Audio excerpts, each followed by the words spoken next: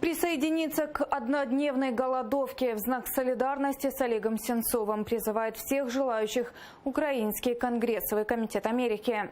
Акция запланирована на завтра, 13 июня. Украинский режиссер Олег Сенцов, политический узник Кремля, голодает уже 30 дней, находясь в медчасти колонии в Лабытнанге. Украинский конгрессный комитет Америки призывает украинско-американское сообщество и наших друзей по всему миру выразить солидарность с Олегом Сенцовым, взяв участие в однодневном голодании 13 июня накануне чемпионата мира по футболу в России. 1 июня комитет отправил письмо президенту США Дональду Трампу и лидерам американского конгресса, обращая внимание на Сенцова и на 60 украинских политзаключенных, которых упекли за решетку в России.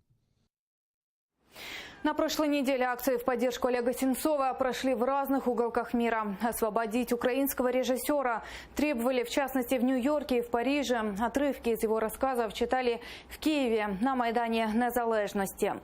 О необходимости обмена говорили и на церемонии закрытия российского кинофестиваля «Кинотавр». Коллеги Сенцова из России Алексей Погребский и Андрей Плахов зачитали заявление Киносоюза с требованием освободить Олега Сенцова.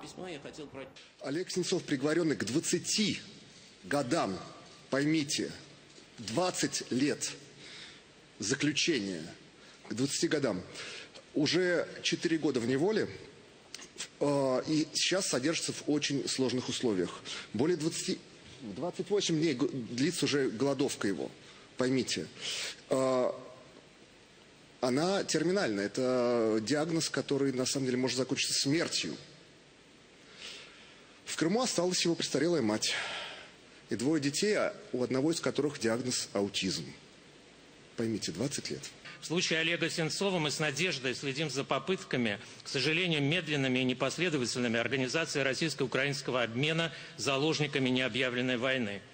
Мы присоединяем свой голос к голосам тех в России, Украине и в мире, кто борется за свободу Серебренникова и Сенцова.